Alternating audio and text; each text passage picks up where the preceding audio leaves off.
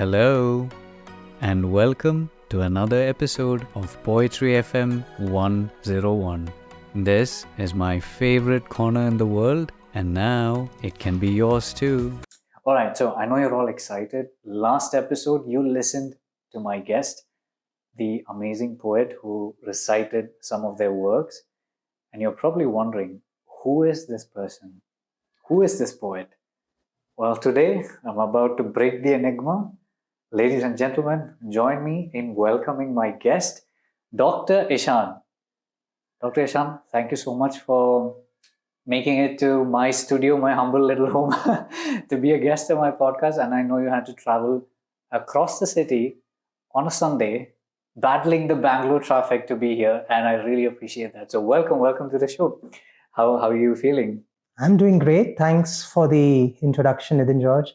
Just grateful to be a part of Poetry FM 101. Yeah. And luckily, being a Sunday, the traffic wasn't too bad. Oh, it wasn't too bad. Okay. Yeah.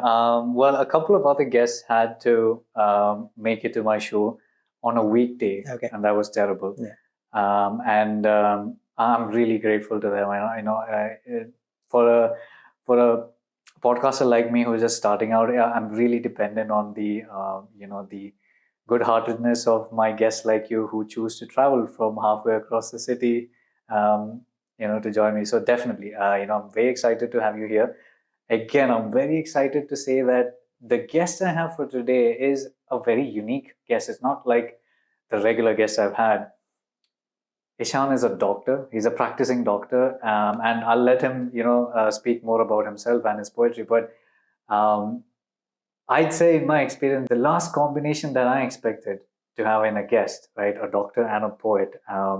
But I guess this is my lucky day. So, Dr. Ishan, how about, we'd love for you to introduce yourself to the audience, but before you do, could we have you recite one of your favorite poems right here, right now? Yeah. Just before I recite one of my favorite poems, I just want to provide some context, just brief context to it. Sure. So I truly believe that doctors have not only the power to cure, but also the power to heal. And once doctors enter the realm of healing, people don't realize that it doesn't only transform the lives of the patients and the families, but it also transforms the lives of the doctors involved in the whole process. Right. And this poem that I would like to read out is titled Hands That Heal. Hands that heal. Okay.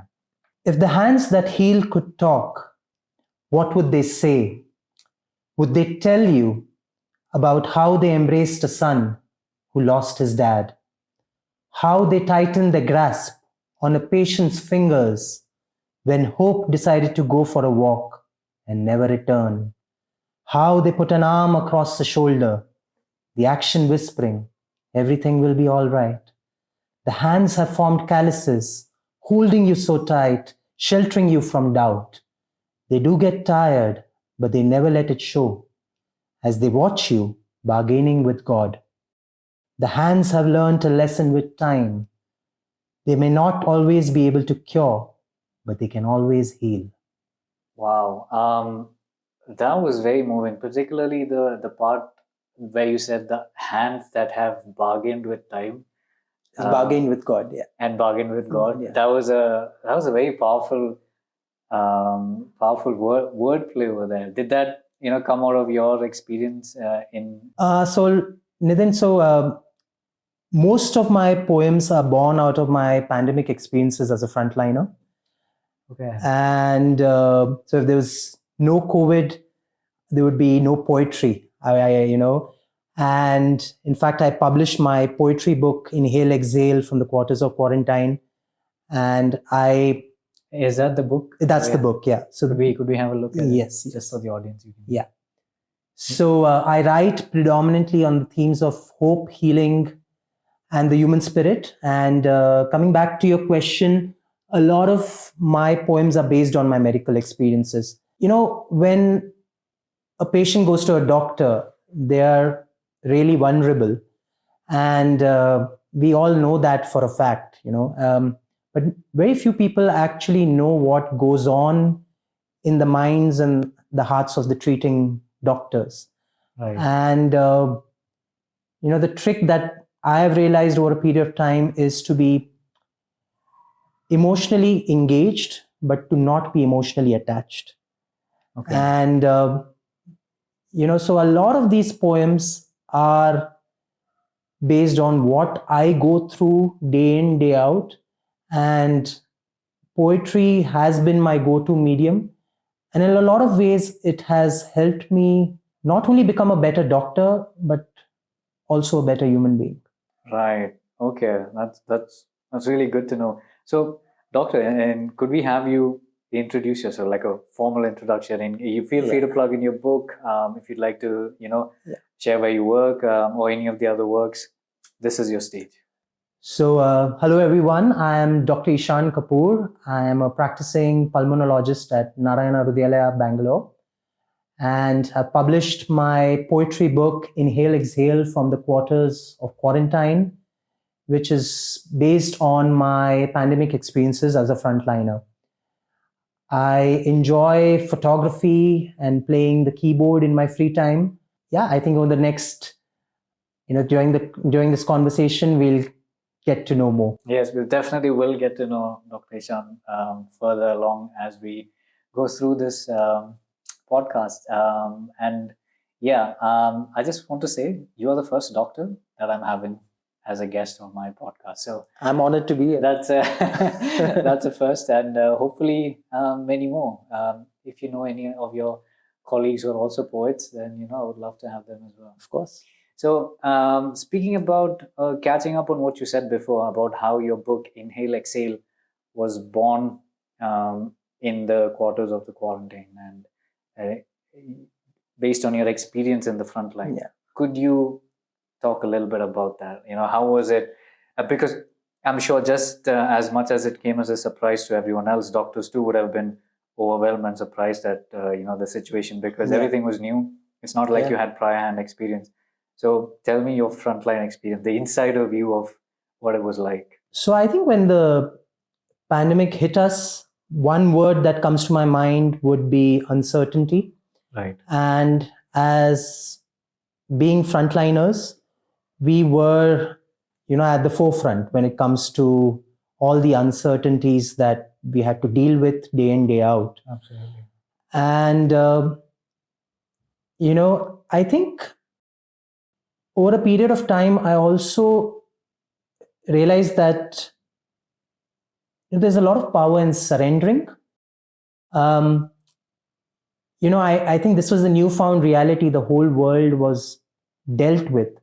And there are two ways one could approach this. One could probably be a victim of the situation and say, okay, why is this happening at this given point of time? Or the other way of looking at it is, okay, I've got this time. What can I do with this time? And let's not forget that this time won't come back. It could also be used as a time for reflection, introspection, and solitude is priceless when it comes to that. And also, a lot of relationships can be nurtured further. So, a lot of uncertainties when I was, as a frontliner, I was manning the COVID ward for 2 months straight. I still vividly remember the first time I had to don and wear the PPE kit. The whole process took me about 25 minutes. Because you're talking about the whole gear, right? Whole kit. So this is known as the level 3 PPE kit. So this is for to protect us, and just remember the whole process, and the whole period seems very dystopian when I look back. You look back at it, yeah. But in so many ways, I look at it, that whole period, with an immense amount of gratitude, because I got an opportunity to help so many people. And, there's so many inspiring stories. There were stories of patients who inspired me. The doctor-patient relationship, when they say the rapport between a doctor and a patient, this was probably the best experience that I had, even though the volumes of, when you look at the sheer volumes of the patients that we are dealing with could be daunting. But there were so many human experiences, and experiences where human spirit was at the forefront. At the forefront, And it actually reminds me of a quote. There's a movie called The Awakenings, has Robin Williams in it, and the quote goes like, "The human spirit is more powerful than any other drug known to mankind, and that is what needs to be nourished." So I think COVID was an exemplification of that human spirit, right? Yeah. People coming together. Yeah. I'm sure there would have been a lot of experiences and a lot of learning. But if I had to ask you, or if you had to look back and say your most powerful experience or learning or thought out of that experience, what would that be? It put a lot into perspective that that at the end of the day, we are just a speck of dust in the entire cosmos, and we are very, very fragile. True. And we're not as powerful as we portray ourselves to be. This infection does not discriminate. It does not discriminate. So it affects the rich, it affects the poor, and you had people who are really well off financially also running helter-skelter in search for oxygen. I would get frantic calls. And just this was a reminder again regarding, a lot of things that we end up taking for granted.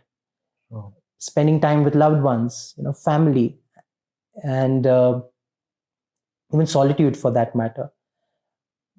So I think it taught us some very, very, very important lessons. And again, it also depends on the mindset you are in, because, it's very difficult to probably imbibe all these lessons if you're experiencing losses day in, day out. Right. So if someone loses, say, a very close family member, they probably wouldn't see any meaning and purpose to it. But, on a different note, I feel there were a lot of lessons in terms of what we need to prioritize, and what probably a wake-up call of sorts that we are not invincible, that we are mere mortals at the end of the day. True. And well, there's no shame in that, but a reminder of sorts, and that we still need to look after ourselves, look after our loved ones, and cherish that. Cherish the time that you have. Exactly. Okay. On a lighter note, I'm not sure if you have the time to go ahead and Netflix and chill with everything that's happening out there. But are you familiar with shows like The Good Doctor and New Amsterdam? Yeah. So does being a doctor resemble anything like what they show there? Because these series portray the doctors as this very fast-paced environment where there's a lot of action, a lot of drama, and of course the personal relationships too. Is that reality, or is it a bit? So I think so. I've watched The Good Doctor. Okay.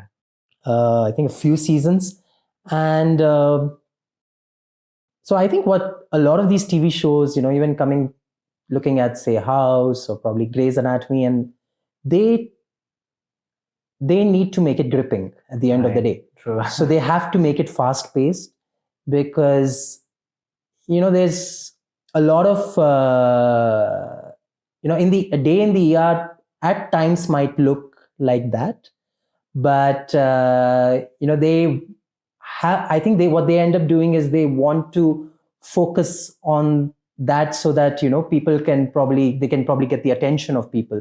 But in some ways, like when I watched The Good Doctor, a lot of it is medically accurate, and the way they probably come to a diagnosis, approach different conditions, and also manage them, it's quite relatable. Moving on to the second part of the question, I don't see that happening, or the personal relationships in the hospitals, and the so-called the flings that they show in Grey's Anatomy and some of the other series. I don't see that happening. So a normal day in the life of a normal doctor is not as dramatic as these series. I think a lot of these, those are American shows, but I think a lot of these serials and shows take certain liberties as well. So true. Okay. Well, that's good to know. Doctors are leading a very normal, average, and let's say calm, normal, regular lives. That's reassuring, right? But yes, I think these shows have put doctors somewhere on the list of what do I say, attractive personalities out there. In fact, it's surprising to know one, or I forget which one, but there was a survey out a couple of years back. This was conducted by a dating app, and it put professions at the top of the list for women. Number one was pilot, and number two was doctor. So, So I think we doctors still have some work to do. yeah. Oh, you mean like getting to number one? Wow. Okay. Well, thank you so much for sharing about your life, your insight, a peek into your COVID days, and how that inspired your book. So, as a follow-up question, could you tell us about your philosophy of poetry? Right, like what does poetry mean to you, and what does it? How did you personally think about it? What do you personally think about poetry? So this famous quote by Banksy comes to mind, that art or any other form of poetry is supposed to comfort the disturbed and disturb the comfortable. Right. And that really resonated with me. And I think poetry or any other art form for that matter has that power. Right. So your philosophy of poetry is that it has a power to impact people, and it has to impact people, right? Or people. I think power to heal people on different levels. Okay, yes. I mean, as a doctor, you bring the healing into it, right? Which does beg the question, when you said earlier on that, the difference between curing and healing, what do you see of it as? How do you differentiate the two? So, like, there are certain medical ailments which have no cure. So, to give an example, if someone is diagnosed with, terminal stage cancer, and we have, exhausted all the other treatment options, we are looking at palliative care. Right. When you're looking at palliative care, what you need to understand is that you have to meet the patient at least halfway. And this is probably halfway would be the point where they are coming to terms with this newfound reality. So you have to meet the patients and the relatives halfway when it comes to that. And that's when the healing process happens. So the sense of acceptance that, whatever could be done has been done. Mm-hmm. There's no guilt. There's no remorse. There perhaps could be some amount of guilt and remorse, if there's certain experiences in the past or certain things they have not addressed. But with regards to the doctor-patient relationship, I feel that's when the healing process happens. Right. So healing is something that is beyond or over and above the medical side of things. Yeah. And curing is more of a medical, scientific approach. Yeah. Okay. Well, moving on from the serious topics to something a bit lighter. When was the last time someone tried to impress you with poetry, or has anyone tried to impress you with poetry? So I remember the last time someone tried to impress me with poetry, but I go to a lot of these poetry meets, and I'm part of a lot of the poetry circles in Bangalore. Mm-hmm. And I've been impressed by a few. Okay.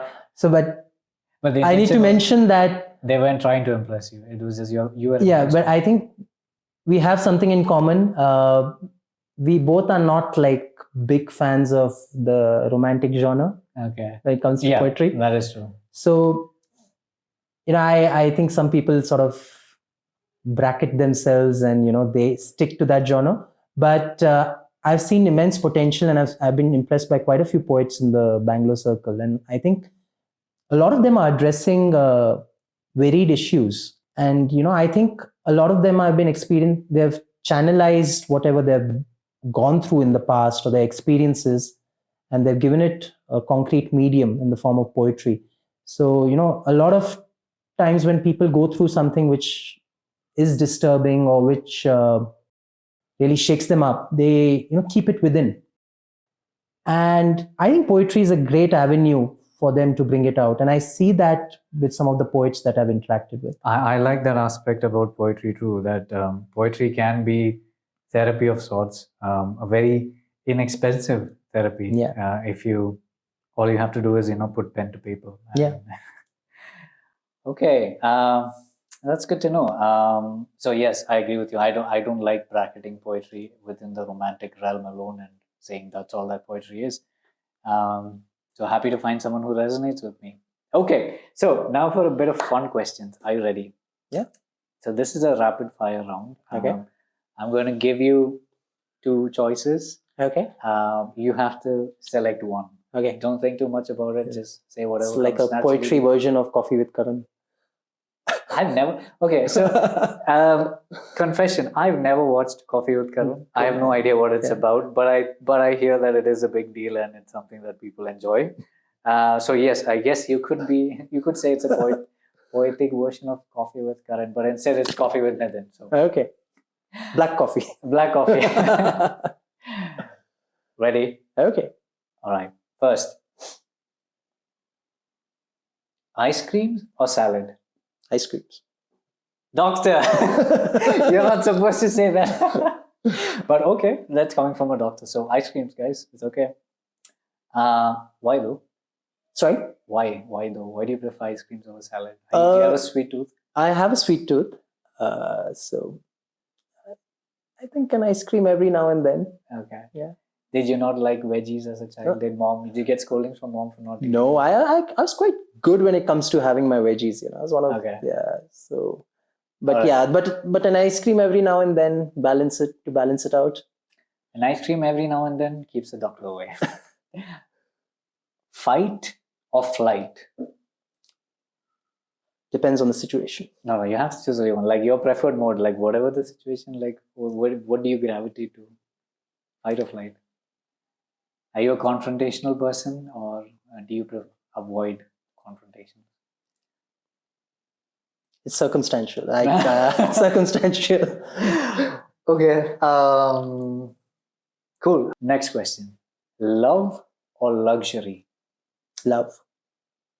Okay. Poetry or fame and money? Poetry. Wow, doctor. You choose poetry over fame and money? All right, last one. This can be quite tricky too, so think carefully. No, don't think carefully. The love of your life or unlimited travel for the rest of your life, but solo? The love of my life. There you have it, ladies and gentlemen. That was Dr. Ishan. More of a romantic than you actually claim to be. Well, that was it from me, guys. And thank you so much, Doctor, for being a part of this podcast. I truly enjoyed having you here.